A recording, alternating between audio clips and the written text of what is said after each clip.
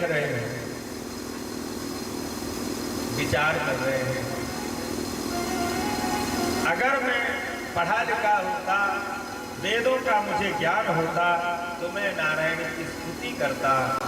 उसी समय कहते हैं भगवान ने अपना शंख दाहिने हाथ में लिए रहते हैं। कृतांजलि ब्रह्मणे कंबुना पस्पर्श बालम कृपया कपोले। कपोल में भगवान ने स्पर्श कराया, और जैसे ही स्पर्श कराया महाराज, तो सारे चारों वेद, 6 शास्त्र, सारा ज्ञान अंदर भर गया। देवताओं ने पुष्पों की वर्षा की, नगाड़े बजाए, और महाराज ध्रुव जी महाराज ने हाथ जोड़ करके प्रार्थना की। यों ता प्रविश्वमं वाचमिमां प्रसुप्ता संजीवयति चिरशक्तिधर स्वधाम्ना अन्याच चरणश्रवणत्वगादि प्राणानमो भगवते पुरुषाय तुभ्यम्। भगवान के श्री चरणों में प्रणाम किया। भगवान ने अपना वरद हस्त ध्रुव जी के सिर पर रखा। भगवान बैठ गए और अपनी गोद में बैठा लिया।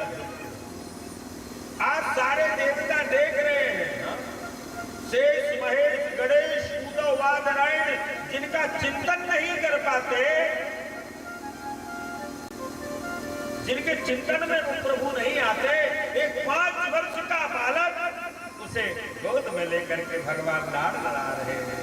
देवताओं पुष्पों की वर्षा कर रहे हैं, ध्रुव की भूरी भूरी प्रशंसा कर रहे हैं। ये बात जब नारद जी को पता चली ना, नारद जी आनंद का तो ठिकाना नहीं रहा। सबसे बताते हैं ध्रुव हमारा शिष्य है, उसे गुरु मंत्र हमने दिया था। भगवान ने हाथ फेरा और कहा, पुत्र ध्रुव अब बताओ क्या चाहिए।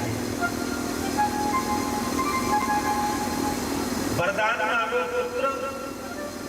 हाँ? वो कहता याचिका नैव याचन्ते। सबसे पहला तो आप ऐसा आशीर्वाद दीजिए कि जीवन में हमें मांगने की आवश्यकता ही ना पड़े। कभी ऐसी कामना मन में ना आए प्रभु कि हमें कुछ मांगना पड़े। अच्छा ध्रुव आए किस लिए थे? आए तो राज्य पाने के लिए थे। तो पहले राज्य ले लो। उन्होंने कहा क्या करना है? चाह गई चिंता मिटी। वो तो चाह गई ना, चली गई। अब तो सभी प्रकार की चिंताएं भी मिट गई प्रभु। हाँ?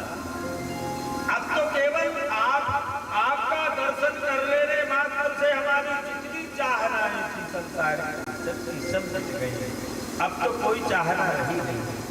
आपके श्री चरणों को प्राप्त करने के बाद, आपके दर्शन कर लेने के बाद, अब तो कोई चाहना हमारे जीवन में नहीं रही प्रभु। बोले फिर भी तुम यहाँ राज्य की कामना से आए थे, इसलिए जाओ, जाकर के पहले राज्य संभालो। हाँ? और तब तक मैं उत्तर दिशा में तुम्हारे लिए अपने हाथों से एक लोक बनाऊंगा जिसका नाम ही होगा ध्रुव। ध्रुव जी ने कहा महाराज बहु जीना बहु जोतना क्यों न फकीहत हो। ज्यादा जीना भी देखा, ज्यादा किसी काम करना भी। अब तो कोई चाहना ऐसी है नहीं, अब तो कोई भय भी नहीं है, कुछ नहीं चाहिए। उन्होंने कहा नहीं, हमारी बात मानो, जो वापिस चलो। तुम्हारी माता तुम्हें याद कर रही है, तुम्हारे पिता तुम्हें याद कर रहे हैं। तब महाराज ने कहा हाँ, मेरी माँ मुझे जरूर याद कर रही होगी, क्योंकि मैं मुझसे सबसे अधिक प्रेम करती है मेरी माँ। और माँ का हृदय तो वास्तव में माँ का हृदय होता है जी। माँ के सामने कोई अपराध कर दो, उसे कुछ बोल भी दो तो वो चित्त में नहीं रखती, हृदय में नहीं रखती। अपनी संतान की उन्नति की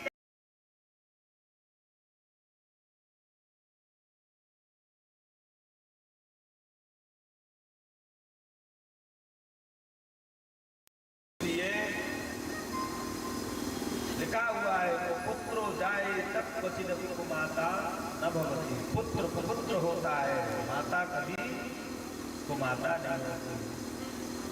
ध्रुव जी महाराज को दर्शन दिया है, दर्शन देकर के भगवान अंतर ध्यान हो गए। मधुवन से सीधे अपने राज्य के लिए आए हैं। जैसे राज्य में आए सब लोगों ने स्वागत किया। पहले अपनी छोटी माता के पास पहुंचे और उसके श्री चरणों में प्रणाम किया। हे मैया, अगर तुम मुझ पर क्रोध नहीं करती, अगर तुम मुझे अपशब्द का प्रयोग नहीं करती, तो मैं आज नारायण को प्राप्त नहीं करता। तेरे आशीर्वाद के कारण, तेरे वचनों के कारण मुझे नारायण मिले हैं। चरणों में प्रणाम किया। छोटी माँ कहती है, ध्रुव मुझसे बहुत बड़ी गलती हो गई, मुझे तुम्हारा अपमान करने का कोई अधिकार नहीं था, मुझे नहीं करना चाहिए था, परंतु क्या करूं, निकल गए। ध्रुव जी महाराज ने श्री चरणों में प्रणाम किया, अपने पिताजी से मिलने गए। पिताजी ने उस सिंहासन पर बैठाना जिस सिंहासन पर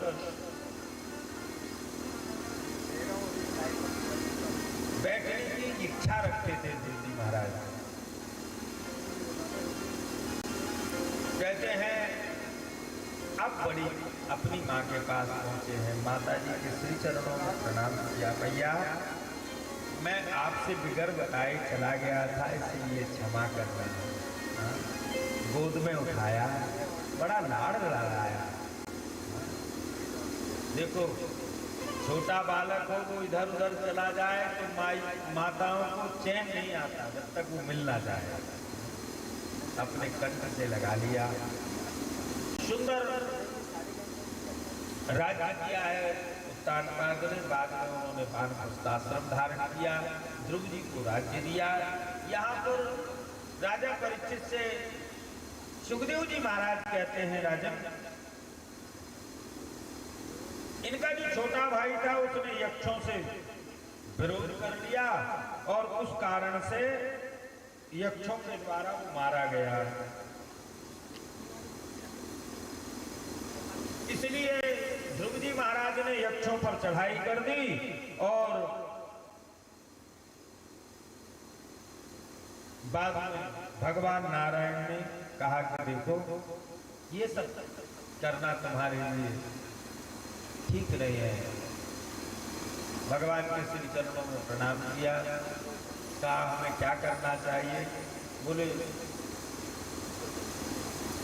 यक्षों के जो राजा हैं कुबेर, बोले उनके सामने जाकर के और उनसे प्रार्थना करो। कुबेर जी से इन्होंने प्रार्थना की है, प्रणाम किया, ध्रुव जी महाराज को आशीर्वाद दिया। ध्रुव जी महाराज के चरित्र को जो श्रवण करता है, कहते हैं उसके पितृ बड़े प्रसन्न रहते हैं। ध्रुव जी का जो चरित्र है वो भगवान के श्री चरणों में अनुरक्ति दिलाने वाला है। इस चरित्र को सुनने पर जिसके जीवन में बहुत ज्यादा ऋण चढ़ जाता, ऋण वो कम होता है। ध्रुव का चरित्र श्रद्धा और भक्ति के साथ श्रवण करने पर भगवान के श्री चरणों में अनुरक्ति होती है।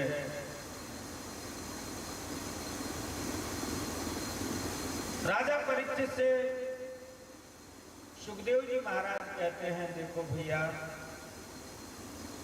इस संसार में जो जैसा कर्म करता है उसका फल उसे भोगना पड़ता है, चाहे वो राजा हो चाहे ब्राह्मण हो, चाहे क्षत्रिय हो, वैश्य हो, शूद्र हो, स्त्री हो, चाहे पुरुष हो, जो जैसा कर्म करता है उसका फल उसे भोगना पड़ता है। जिनके नाम से इस भूमि का नाम भारत भूमि है, एक ऐसे भी विचित्र राजा हुए, राजा भरत, जिनके नाम से इस भूमि का नाम पड़ा भारत भूमि। महाराज भरत बड़े प्रतापी थे महाराज। इन्होंने अपने राज्य का परित्याग करके राज्य अपने बच्चों को दे करके और एकांत में जाकर के भगवान का चिंतन करना प्रारंभ किया। लेकिन मन की वृत्ति बड़ी विचित्र है कि कब बदल जाए कोई ठिकाना नहीं। जब ये घर छोड़ के जाने लगे तो पत्नी ने कहा, वो कहां जा रहे हैं राजन? बोले बस अब वानप्रस्थ। तो पत्नी कहती है महाराज घर छोड़े जो हरि मिले तो फिर छोड़ो कंत। घर छोड़े जो हरि मिले तो फिर छोड़ो कंत, और घर छोड़े घर घर फिरे तो कबम न जाइयो।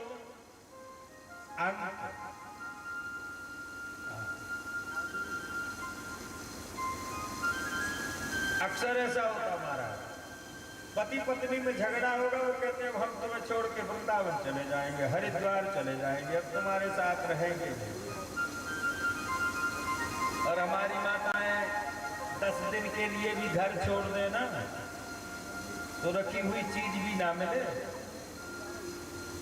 मूल पटक के मर जाए महाराज, कहाँ क्या रखा है पता ही नहीं है। लौट करके जब आवे ना, हाँ, आधा घर महाराज युद्ध क्षेत्र बन जाता है 8 दिन में। समेट समेट करके तो माताएं रहती है। हाँ, एक पंडित जी थे,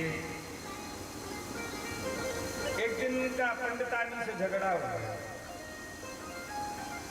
पंडितानी ने कहा अरे महाराज घर ही ठीक है, काहे को भाग रहे हो? बोले कैसी बात करती हो, बाहर जाएंगे, यजमानों के यहाँ रहेंगे, सुंदर सुंदर व्यंजन खाएंगे, भगवान का भजन करेंगे, तेरे यहाँ रह करके तो मूड पक गया हमारा। जब देखो जब टाए टाए टाए टाए लेंगे।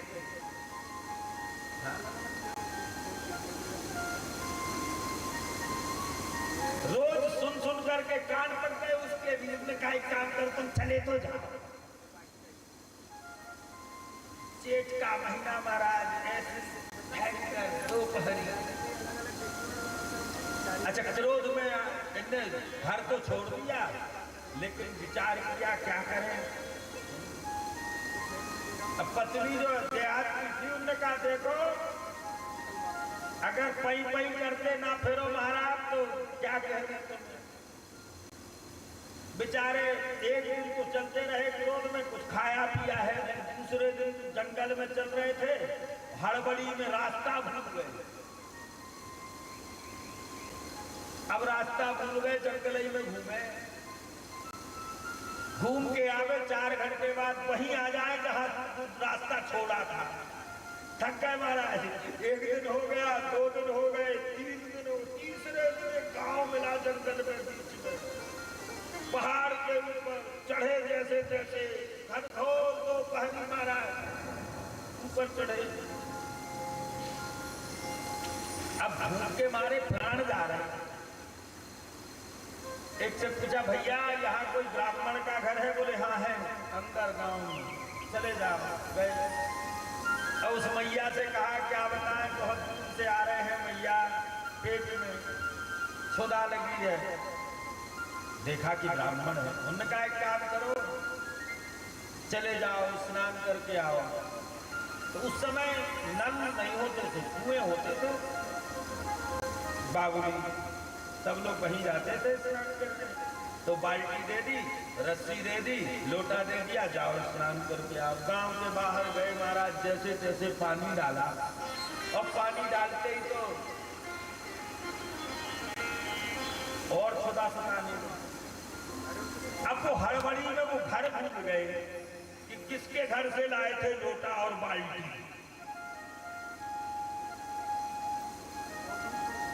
अब पत्नी की बात याद आई, अरे राम राम, उसने कहा था भाग्यवान ने कि हमारी जो काय को लगे महाराज पई पई करते फिरोगे।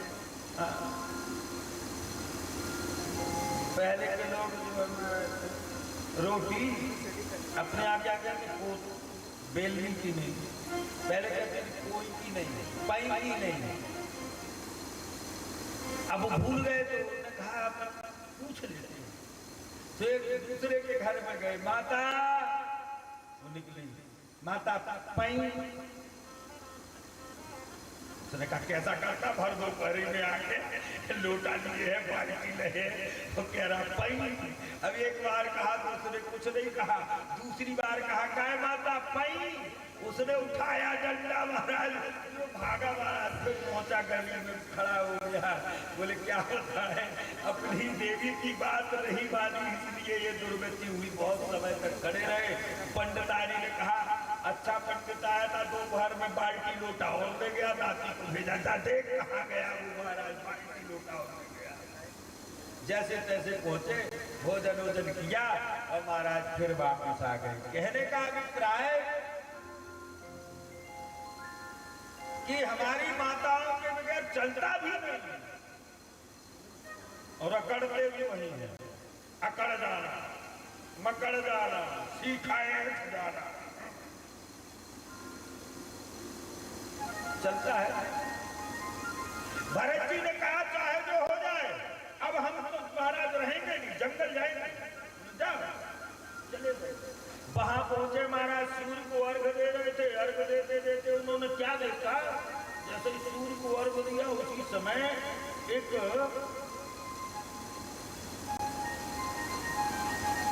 गर्भणी हिरणी पानी पी रही थी। पीछे से एक सिंह ने दहाड़ मारी तो महाराज वो भगी। जल में जैसे ही उसने प्रविष्ट किया तो उसका बच्चा जो है छलांग मारने के कारण प्रसव हो गया। अब वो पानी में बह रहा था, भरत जी ने लोटा उठा तो छोड़ा और उसको खींचा बाहर रखा।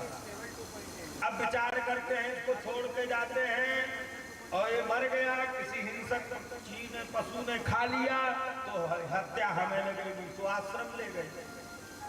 अब आश्रम ले गए, जो कभी किसी के यहाँ याचना करने नहीं जाते थे, उसके लिए दूध की व्यवस्था करने के लिए जा रहे हैं। घर घर जाते हैं, मांगते हैं, लेके आते हैं। कुछ दिनों बाद जब वो बड़ा हुआ, उसके लिए हरी घास लाते हैं। पहले 6 घंटे माला चलती थी महाराज, 2 घंटे कम हो गई। क्यों? क्योंकि वो सामने घूमता है, कभी आकर के हाथ चाटता है, कभी जो है पीठ को आकर के चाटने लगता है। ये माला लेकर के भगवान का भजन करते सो माला रख दी चाट और उसके साथ खेलने लगते हैं। जब वो पुष्ट हुआ, बड़ा हुआ, उसमें समझदारी आई। एक दिन हिरणों का झुंड आया, उस झुंड को देख करके वो झुंड के साथ चला गया। लेकिन महाराज भरत का ममत्व उसके साथ जुड़ गया था, तो जंगल में महाराज उसको ढूंढने लग गए। उस मृग को ढूंढते ढूंढते ढूंढते ढूंढते महाराज घनघोर जंगल में चले गए। अचानक अंध चली और ये पास के वन में पहुंच गए। वहां संघर्षण हुआ आपस में और उसके कारण अग्नि उत्पन्न हुई। उस अग्नि में जल भर करके खाक हो गए। अंते मति सा गति, अंत में जैसी मति थी वैसे ही गति बनी और इन्हें मृग बनना पड़ा। भगवान का इन्होंने भजन किया था, भगवान का पूजन किया था, भगवान का चिंतन किया था, वो बना रहा। लेकिन अंत में जिसका चिंतन किया वो देह मिल गई, तो उन्हें मृग भरत बनना पड़ा। मृग बनना पड़ेगा। विचार किया अब ज्यादा तृष्णा नहीं रखनी है, किसी से मोह नहीं रखना है, एकांत में रहते हैं, महाराज भगवान का चिंतन करते हैं। ये देह भी इन्होंने छोड़ दी और इनका तीसरा जन्म हुआ ब्राह्मण कुल में। जब तीसरा जन्म हुआ यहां भी इनका नाम भरत था। ये मौन रहते हैं। पिताजी कुछ पढ़ने के लिए बोलते तो मुंह में पत्थर डाल देते हैं। गायत्री मंत्र सिखा रहे थे, एक दिन बाहर बैठा करके सूर्य अर्घ दिलवाया, यज्ञोपवीत कराया, भद्र कराया और कहा कि बेटे हमारे साथ गायत्री मंत्र याद कर लो। अब वो लगे चिल्लाने गायत्री मंत्र को, लेकिन ये तो जो है चीटी देख रहे हैं। पिताजी ने जो है 12-13 मालाएं सुबह से शाम तक दोहराते रहे। जब कंठ सूख गया, वो 3 घंटे हो गए, अब तो याद हो गया होगा। क्यों रे भरत, याद हो गया? उसने महाराज जब से, हे पिताजी जब से आप गायत्री मंत्र पढ़ रहे हो ना, तब से महाराज 999 चीटियां इसमें घुस गई। हम तो चीटियां गिन रहे थे। उनने कहा बड़ा जड़ है, जड़ है, जड़। पिताजी के नाम, पिताजी से एक नाम मिल गया जड़, तो इसलिए इनका नाम पड़ गया जड़ भरत। पिताजी जब तक रहे तब तक सेवा चलती रही। इनके 3 भाई और थे महाराज, सबका विवाह हो गया, लेकिन ये तो बने बनाए पगले थे। कहते भी लोग बने रहो पगलाओ, काम करेगा अगला। कई वास्तविक पगले होते हो, कई लोग पागल बन जाते हैं। तो बने बनाए पगले थे, जानते तो सब थे। कहते हैं भाभियां आ गई, जो बचता ना भोजन वही दे देती, उसी को ये पा लेते महाराज। बढ़िया मोटा ताजा शरीर हो गया।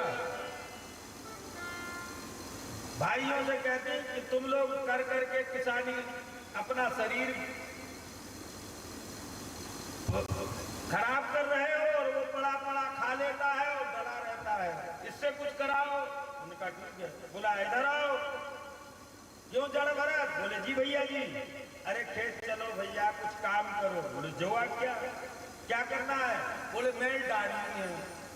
मेल, हाँ। आप लोग तो किसानी ना जानो, हमारे नाना जी ने करवाई है किसानी। हम लोग छोटे छोटे थे तो नाना जी गर्मियों में डलवाते थे, बड़ी बड़ी मेड़ बढ़वाते थे। तो माटी कहाँ से निकालें? उनने बता दिया यहाँ किनारे से निकालो। तो एक ही जगह माटी निकालना प्रारंभ कर दिया उन्होंने। 3-4 दिन वो आई ही नहीं। 3-4 दिन भाई लोग ढूंढने गए, 4 दिन में तो वहां कुआं खुद गया। ये लोग गए देखने के लिए, क्या कर रहे हो? माटी निकाल रहा हूं। इतनी माटी? बोले हाँ, एक साथ निकाल दी, एक साथ डालेंगे। बंद करो, बंद कर दो। अब क्या करें? एक झोपड़ी वही बना दी महाराज, उसी झोपड़ी में रख दिया। जड़ भरत वहीं रहते हैं, भगवान का भजन करते हैं।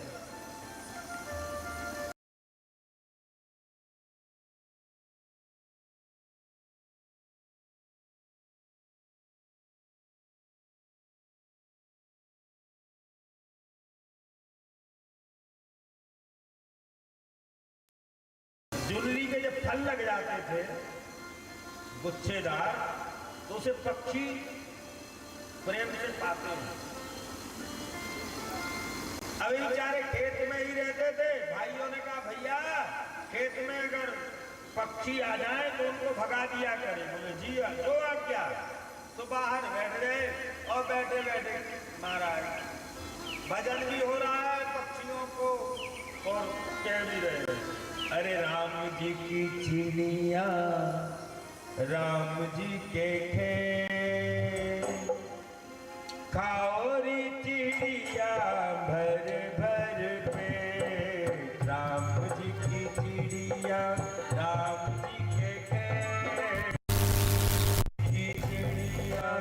राम जी के खेत खाओ रे चिड़िया भर भर पेट, खाओ रे चिड़िया भर भर पेट।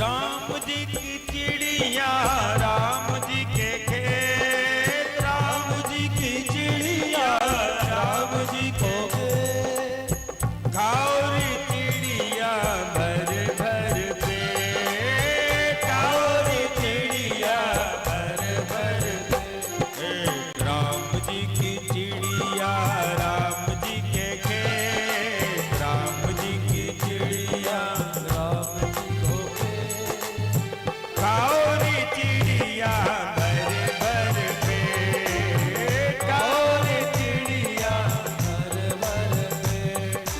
ऐसा लग रहा है जैसे आप लोगों के खेत में पड़ी हो चिड़िया, पूरी फसल खा गई।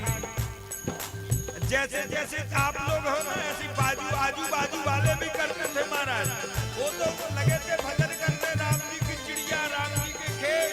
बाजू वाले आए दौड़े दौड़े, भैया को बोले अरे महाराज सब खिला दिया उसने। अरे उनके साथ जो थे वो मजबूरी में बजा रहे थे, तुम्हारे सामने थोड़ी मजबूरी, प्रेम से बजाओ, जोर से गाओ।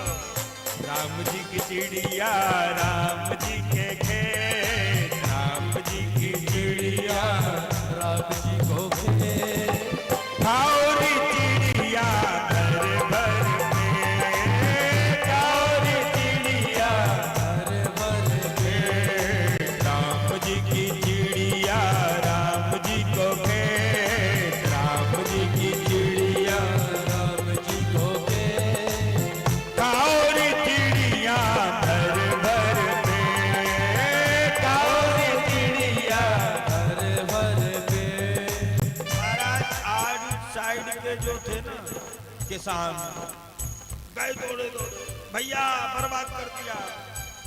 अरे महाराज 3 महीने से मेहनत कर रहे हैं, उसने सब खिला दिया।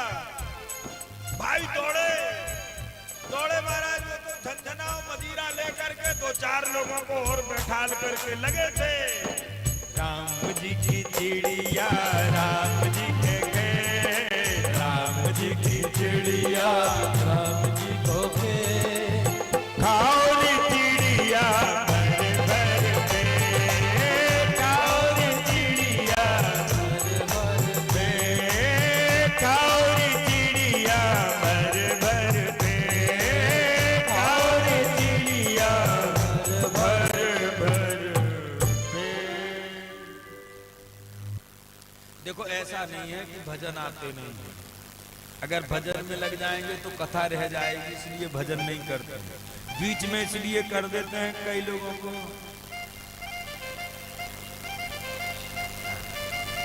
देखो कथा में 2 व्यवधान ज्यादा आते हैं। हाँ? एक निद्रा देवी और दूसरे मनीराम। बैठे जरूर कथा में, कथा अच्छी ना लगे तो मनीराम जी घर घूम आवे। हाँ।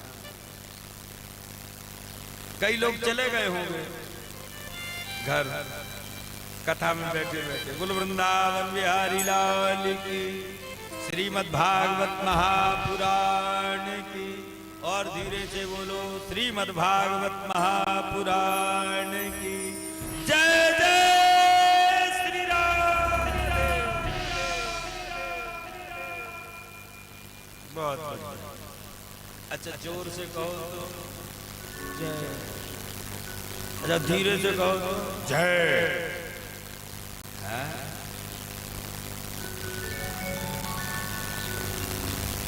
दौड़े दौड़े भाई लोग आए, आपस में जो मजीरे अजीरे लेकर के बैठे थे, पहले तो उन्हें धक्का दिया। आवाज जब नहीं आई तो भरत बोले क्या हुआ रे, बंद क्यों कर दिया? बोले देखा, प्रणाम किया। भाई आइए आइए आइए, क्या कर रहे हो? कुछ नहीं, हम तो चिड़ियों को भगा रहे हैं। ऐसे भगाई जाए चिड़िया तो कैसी भगाई जाए? बोले डंडा लेकर के भगाई जाए, तुमसे कुछ नहीं होगा, भगो यहां से। और खबरदार घर मत आना, घर आने की जरूरत नहीं। जड़ भरत जी ने कहा बहुत अच्छा हुआ, पिताजी रहे नहीं, माताजी रही नहीं, थोड़ा बहुत संबंध था भाइयों से। हाँ, आज वो भी समाप्त हो गया। अब तो केवल एक ही संबंध बचा, भगवान नारायण से। केवल नारायण से संबंध बचा। देखो, भगवान जब किसी को अपनी कृपा देते हैं, भक्ति देते हैं, अपना अनुग्रह देते हैं, तो पहले उसकी परीक्षा लेते हैं। भाई किसी को आईएएस बनना है, आईपीएस बनना है, तो वैसी परीक्षा दी जाती है ना, कठिन होती परीक्षा। किसी को डॉक्टर बनना है तो डॉक्टरी सीखनी पड़ेगी, उसके लिए कई परीक्षाएं, लिखित मौखिक होती हैं। हाँ? तो ऐसे ही भगवान जब किसी को अपना अनुग्रह प्रदान करते हैं तो पहले उसकी परीक्षा लेते हैं। अच्छा एक बात बताओ, गर्मी का समय चल रहा है, आप लोग घड़ा लेने गए कि नहीं? गर्मियों में घड़ा खरीदा किसी ने? हमने खरीदा। किसने खरीदा? हाथ ऊपर करो। खरीदा। अच्छा, घड़ा खरीदने गए थे तो ऐसे ही ले आए थे? हाँ, 200 रुपए का कम से कम मिला होगा, 400 रुपए का। अच्छा, 400 रुपए की चीज जब लेने गए तो पहले ठोक के देख लिया कहीं से फूटा फाटा तो नहीं है? हाँ?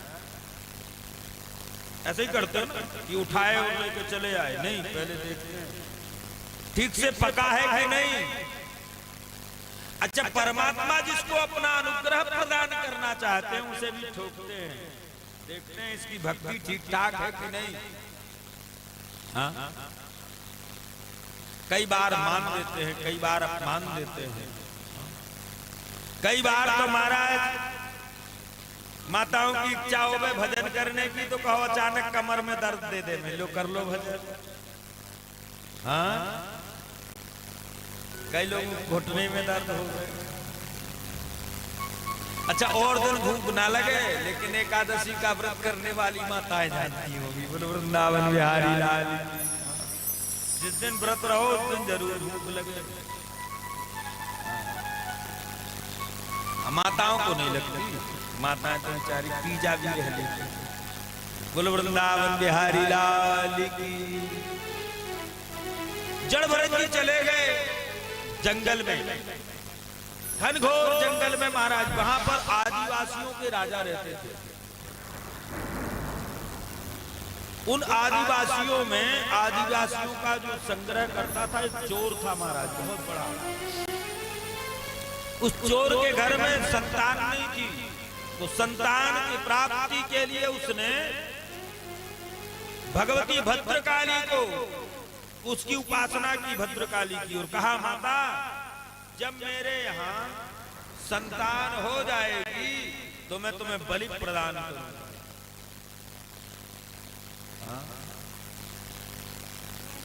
भगवती ने संतान तो दे दे, अब इसने बलि नहीं। तो नवरात्रि का समय आया, अपने साथ चोर और उसने इकट्ठे कर रखे थे, उनसे कहा कि जाओ ढूंढो कोई अच्छा सुंदर मोटा ताजा मनुष्य लेकर आओ। ये तो डले हुए थे, वो लोग पहुंचे चलो हमारे राजा ने तुम्हें बुलाया है।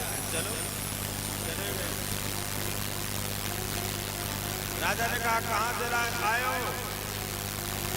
बोले महाराज चरण करते रहते हम कहाँ बताएं। बोले इसे स्नान कराओ। महाराज स्नान की क्या आवश्यकता है? बोले तुम्हारी बलि देनी है। जो आज्ञा। चले गए। इनका बढ़िया स्नान कराया जा रहा है, दूध दही घी सब लगाया जा रहा है, बढ़िया मेकअप किया जा रहा है, सुंदर कपड़े पहनाए जा रहे हैं।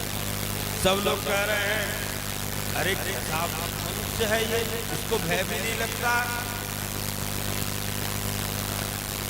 कुछ बोले नहीं। बोले देखो भय तो संसार में है, माँ की गोद में थोड़ी है। माँ की गोद में तो बालक जो होता है वो निर्भय हो जाता है,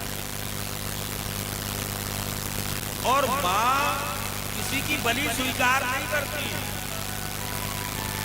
ये तो जबरदस्ती बलि देने की प्रथा बना रखी है। जो सारे जगत को अपनी संतान मानती है, वही अपने संतान को कैसे भक्षण करेगी? कहते हैं महाराज तैयार किया गया बलि देने के लिए। मोटा ताजा एक व्यक्ति बुलाया गया, उसके हाथ में खड़ग दिया गया, इसके कहा फिर नीचे करो। नीचे किया महाराज। जैसे ही उसने खड़ग चलाना प्रारंभ किया तो भद्रकाली साक्षात उसमें प्रकट हो गई, और जो बलि दे रहा था सबसे पहले उसी की बलि। और महाराज जितने चोर चक्के थे सबको मारा पीटा, किसी का हाथ तोड़ा, किसी का मुंह फोड़ा, सब आगे। कुछ तो मर गए, कुछ भागे इधर उधर। अब वो अकेले थे। भगवती भद्रकाली ने कहा परम धूयात परम धूयात वर मांगो। भरत जी कहते हैं माता ये संसार बड़ा कठिन है, आप हमें मृत्यु दे दें। मृत्यु बोले वो ही नहीं दे सकते, वो हमारे वश में नहीं, वो तो काल के वश में है। काल का चक्र जब आएगा तब मृत्यु होगी, पहले कोई आपको मार नहीं सकता। अच्छा मृत्यु आ गई है तो कोई बचा नहीं सकता। प्रणाम किया तो मैया को चलना चाहिए। प्रणाम किया और चल रहे थे तो राजा रहुगण के राज्य में ये राजा रहुगण रोज संतों के यहाँ जाता सत्संग, पालकी में बैठे। ये राजा रहुगण और कोई नहीं, वही मृग है जिसके सामने सुंदर सुंदर कथाएं राजा भरत सुनाया करते थे। तो मृग से इनकी चिंतन बढ़ गया, मृग तृष्णा इनके अंदर आ गई, इसलिए ने मृग बनना पड़ा। और वो राजा का चिंतन करते करते हुए मृत्यु को प्राप्त किया, इसलिए वो राजा बन गया। राजा रहुगण रोज जाता था सत्संग करने के लिए।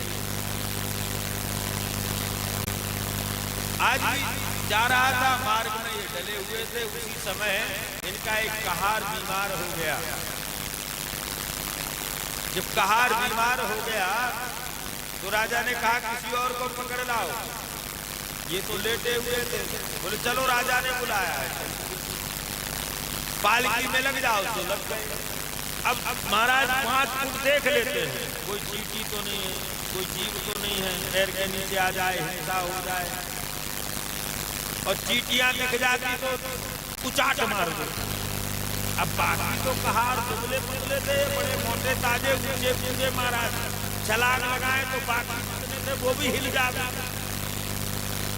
जैसे ही छलांग लगाई तो दूर जाकर के महाराज सिर लगा पालकी में। रहूंगा क्यों रे, ठीक से नहीं चल सकते? उनने महाराज एक नया कहार आया है, चलते चलते उचाट मार देता है, महाराज क्या करें? देखा पालकी से बाहर निकलकर देखा तो बड़े रिष्ट। उन्होंने कहा क्या करोगे, दुबला पतला है बेचारा शरीर से, चलते नहीं बनता इससे। कुछ नहीं बोले भरत। जड़ भरत जी कुछ बोले नहीं। दोबारा फिर चींटियों की लाइन आई, इन्होंने फिर छलांग लगाई, तो इस बार तो उसकी जो मुकुट थी वो नीचे गिर गई। मुकुट नीचे गिरी, कहारों ने पालकी नीचे रखी, राजन लगा तो नहीं। उसको देख के कहते करो भी चिकित्सा, अभी तेरी चिकित्सा करते हैं, ठहर। उन्होंने कहा महाराज किसकी चिकित्सा करोगे? अगर तुम मुझे देह मानते हो तो मैं देह हूं, मैं तो आत्मा हूं, और आत्मा को तुम मार नहीं सकते। ना म्रियते वा कदाचित ना हन्यते हन्यमाने शरीरे। शरीर का हनन होता है, आत्मा का तो कोई हनन होता है। जब बड़ा उद्बोधन दिया तो उन्होंने कहा तुम बड़ा उपदेश देते हो, कौन हो तुम? शरीर में जैसे ही उन्होंने देखा कि जनेऊ डला हुआ है, शिखा है, शिखा और सूत्र को देख करके नीचे उतरे। कौन है महाराजा? उन्होंने कहा रघुगण भूल गया हमें? अरे पूर्व में तू मृग था, मृग, और मैं राजा था। तुझे मेरी सानिध्यता प्राप्त हुई, इसलिए तू राजा।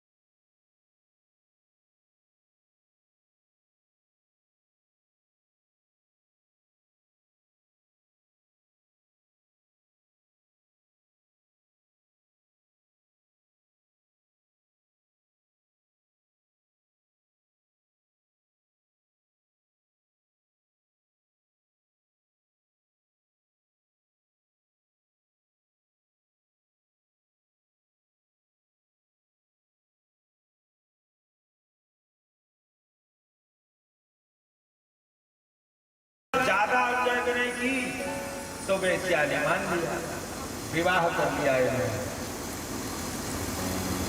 रोज भगवान का भजन करते थे, पूजन करते थे, आराधना करते थे, उपासना करते थे, सब छूट गई।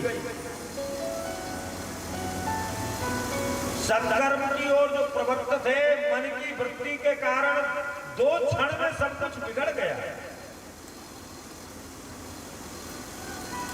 इसलिए मन की वृत्ति को संभाल कर रखना चाहिए व्यक्ति को।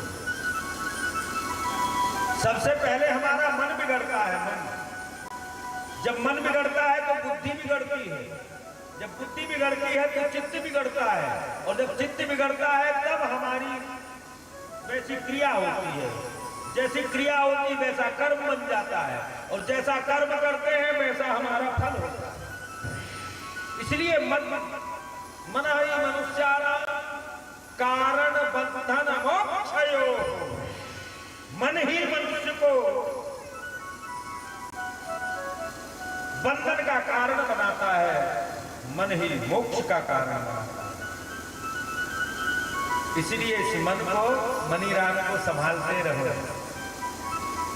मन जब बिगड़े तो बुद्धि को मन बिगड़ने दो, और बुद्धि बिगड़ जाए, क्रोध आ जाए तो मौन रहो।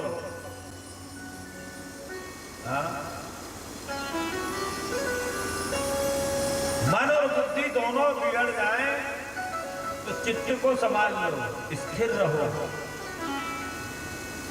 हे राजा, जिसके ये चारों चीजें, पांचों चीजें बिगड़ जाती हैं, उसका सब कुछ बिगड़ जाता है। हे ब्राह्मण, अच्छे कुल में थे,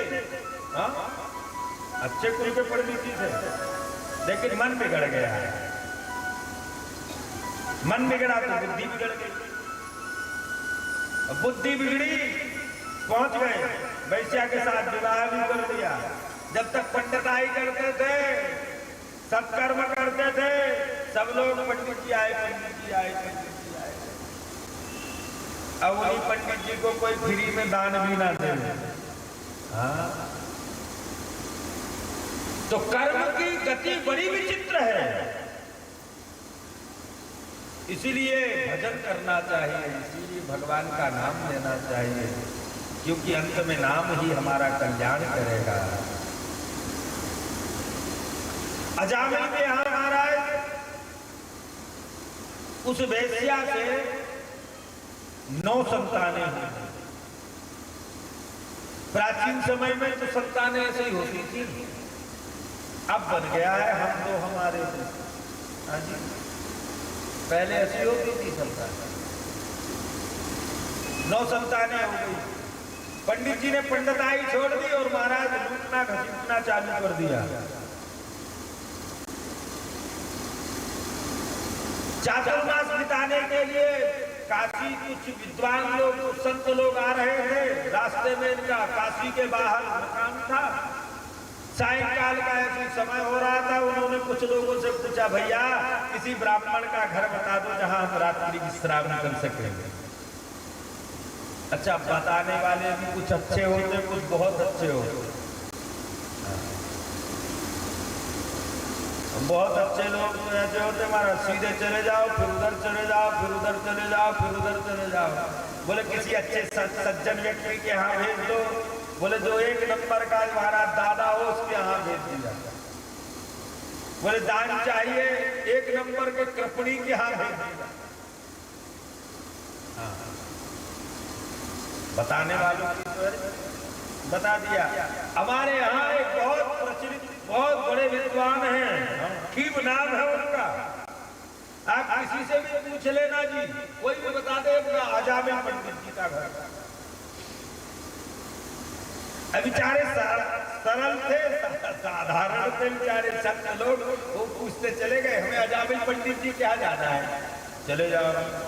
ऊपर से नीचे तक देखें, बने तो संत हैं और जाए ऐसी जगह रहे। संतों को सबको के भैया इतना नाम है उसका। अच्छा, नाम तो दुष्कर्म के कारण था। सत्कर्म करो तो कोई नाम ना होगा जी, और दुष्कर्म करने लग जाओ तो भी देखो। हमारे घर के जी बेचारे संकल्प करके हर वर्ष कथा करने का संकल्प हर वर्ष कराते हैं। तो किसी से कुछ मांगते तो है नहीं, फिर भी बेचारे कैसे करते हैं, नारायण जानता है। अच्छा, दुष्कर्म करने के लिए लोगों का संग्रह नहीं करना पड़ता, अपने आप सब जुड़ जाता है।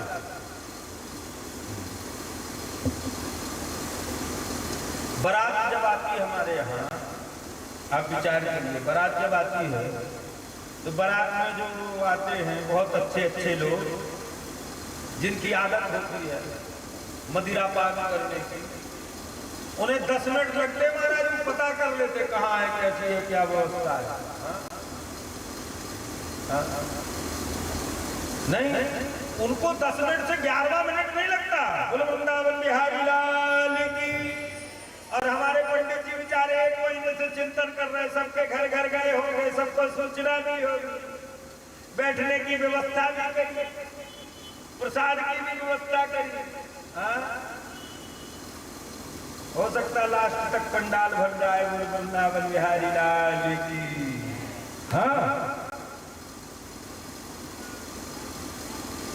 जबकि वास्तविकता ये है कि अंत में और जो तुम्हारे साथ और जो कर्म आप कर रहे हो ये सब जाने वाला नहीं है। अंत में यही कथा तुम्हारे साथ जाएगी, यही भजन तुम्हारे साथ जाएगा, यही दान तुम्हारे साथ जाएगा, बाकी कुछ जाने वाला तुम्हारे साथ नहीं है। ये हम नहीं कह रहे, शास्त्र कह रहा है इस बात। पंडित जी तो गए थे किसी को लूटने के लिए, कोई मिला नहीं। अब वो पहुंचे और उन्होंने कहा, दीदी पंडितानी, ओ पंडितानी जी। अब पंडित जी यहाँ रहते, पंडितानी बोले उसको, पंडितानी जी। अच्छा, डॉक्टर के यहाँ जाए, डॉक्टर नहीं। हाँ, अब वो भले डॉक्टर नहीं ना हो, लेकिन उसको तो कहेंगे डॉक्टर नहीं। बोलो वृंदावन बिहारी लाल। हाँ, मास्टर जी के यहाँ उनकी देवी जी को, हाँ, वकील साहब के यहाँ वो भले ना पड़ी हो। बोलो वृंदावन बिहारी लाल की। तो उन्होंने जो है कहा, अरे वो पंडितानी जी। जैसे ही सुना पंडितानी जी तो निकली बाहर, देखा संत चरणों में प्रणाम किया। हम लोग रात्रि विश्राम करना चाहते हैं, यहाँ पर रुक जाइए महाराज। रुक गए, अपना आसन वासन लगाया। देवी जी कुछ भोजन बनाएंगे, सोपाकी है, ले आओ। अब उसने प्रार्थना की, महाराज हम जाति की वैश्या हैं, तो क्या ये अजामिल पंडित जी का घर नहीं? बोले उन्हीं का है।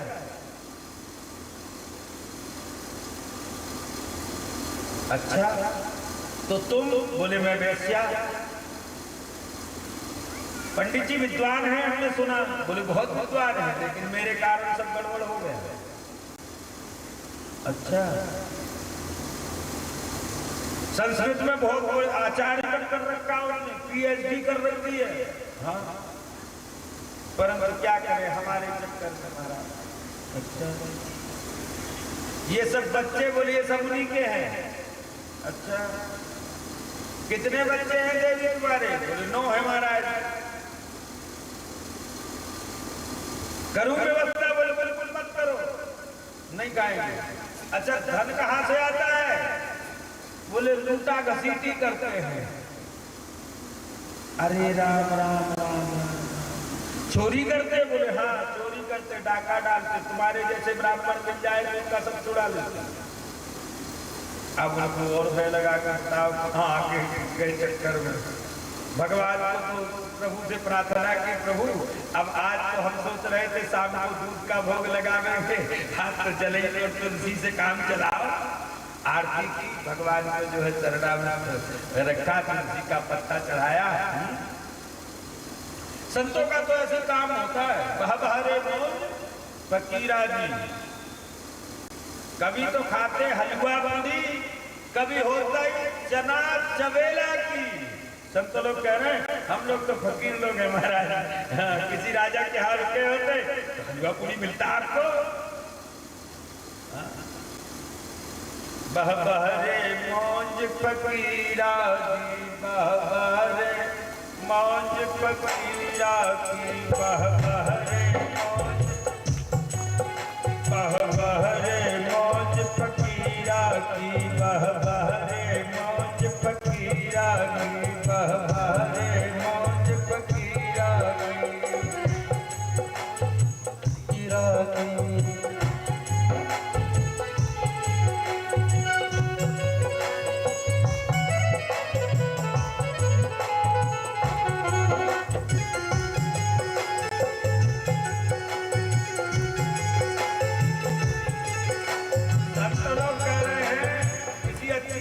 के होते।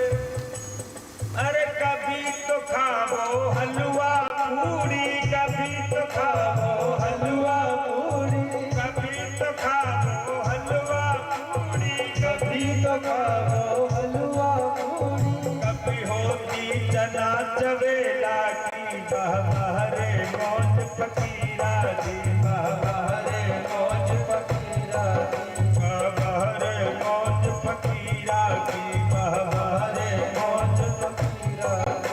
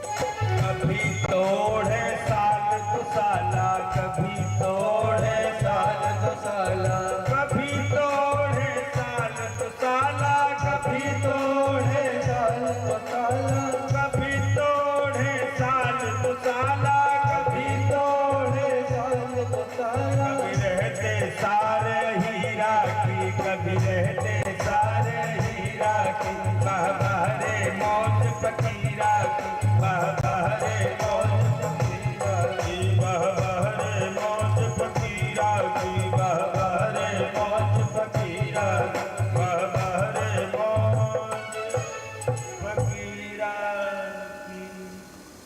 प्रभु आज तो यही है जो है।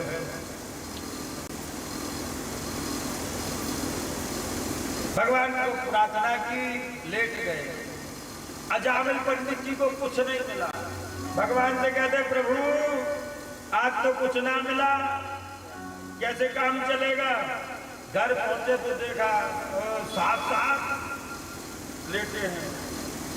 अरे राम राम राम, बाप प्रभु क्या कृपा है आप, सारी दुनिया में घूमते रहे हम और आपने घर ही व्यवस्था कर दी। एक बाबा को 2 डंडे लगाए, कैसे आए, रुके हैं महाराज, निकालो सर। ये डंडर कमंडर कपड़े लत्ते सब भगवान ठाकुर जी सब दो। चिल्ला रहा था तब तक उसने अंदर से सुना, अरे राम राम, स्वामी जी आ गए दरवाजे पर।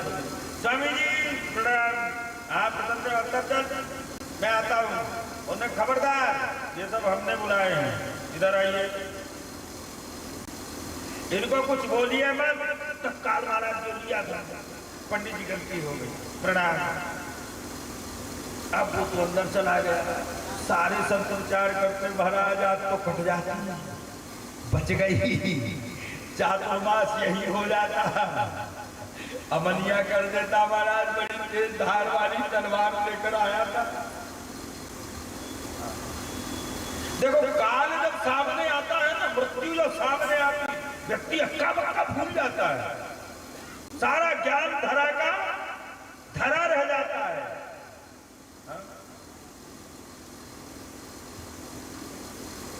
बेचारे जैसे तैसे रात्रि भर भजन करते रहे, प्रातः काल उठे, बोले अजामिल उठे, उससे पहले 9-11 हो जाए।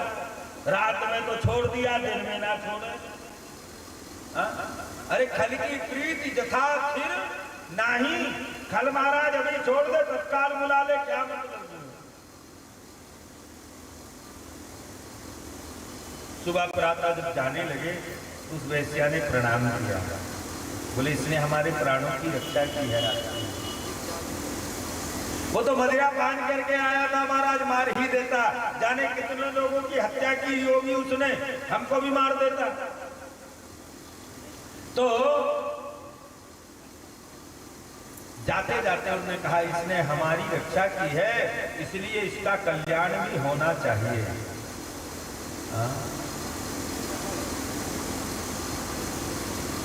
परोपकाराय वहंत नद्या, नदी खुद पानी नहीं पीती, दूसरे को पिलाता है। परोपकाराय फलंत वृक्ष, वृक्ष खुद फल खाते क्या?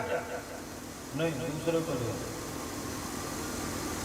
परोपकाराय दोहंत गौआ, गाय को गाय भी दूध देती, हम ही लोग तो पान करते हैं। परोपकाराय इदम शरीरम, ये शरीर भी परोपकार के लिए है, कुछ ना कुछ इसको उपदेश तो कर जाओ। वैश्या से कहा देवी 10वां जो गर्भ है ना, इसका नाम नारायण रख लेना, बस इतना करना है, नारायण नाम रख लेना, तुम्हारा भी कल्याण हो जाएगा, तुम्हारे पति का भी कल्याण हो जाएगा। उपदेश देकर चले। जब 10वीं संतान हुई तो उसका नाम नारायण रखा। देखो, माता पिता का ज्यादा स्नेह या तो प्रथम संतान से होता है या अंतिम संतान से होता है, बीच वाली तो नारायण सबसे होता है, ये तो कहने की बात है। बोल वृंदावन बिहारी लाल की, ऐसा मत सोचना, सबसे प्रेम करती, एक ही दृष्टि हो, परंतु इसका प्रेम छोटे बच्चे से ज्यादा हो गया। नारायण आ जाओ, नारायण खाओ, नारायण बैठो, नारायण भोजन कर लो, उठते बैठते खाते पीते सोते जागते वो केवल नारायण का। अच्छा, नारायण कौन? खुद का बच्चा नारायण। नारायण मुझे समझ के नहीं बोलता था, लेकिन जिस समय उसका काल आया और काल के आते ही प्रभाव बढ़ा, कफ और पित्त एक साथ बढ़ा, कंठ जब अवरोध होने लगा तो इसने अपने पुत्र को बुलाया, नारायण बचाओ, नारायण बचाओ, नारायण बचाओ, नारायण। भगवान नारायण ने अपने दूतों को बोला, जाओ हमारा भक्त हमें बुला रहा है, जाओ देखो क्या समस्या है। यम के दूत उसके प्राणों को निकाल करके महाराज ले जाने वाले थे कि पहुंचे, महाराज ने दे पिटाई भागे और जाकर के महाराज यमराज जी से कहा, कहाँ भेज दिया आपने? आप तो कहते थे वो बड़ा पापी है, कोई धर्म कोई कर्म नहीं किया, फिर नारायण के दूत क्यों आए उसे बचाने? अच्छा, ये सारा दृश्य वो अजामिल देख रहा था, ये सारा का सारा दृश्य अजामिल देख रहा था कि नारायण के दूत आए, यम के दूतों को मार के भगाया, वो फिर सुरक्षित हो गया। वापिस उसने जितने दुष्कृत कर्म किए थे सबसे महाराज क्षमा मांगी और उस दिन से मनसा वाचा कर्मणा से भगवान की भक्ति करता रहा और अंततः भगवान के श्री चरणों को प्राप्त कर गया। भगवान नारायण के दर्शन हो गए उसे। कहने का अभिप्राय यह है कि भगवान के नाम का जो स्मरण करता है उसकी अधोगति नहीं होती। अंत में नारायण उसे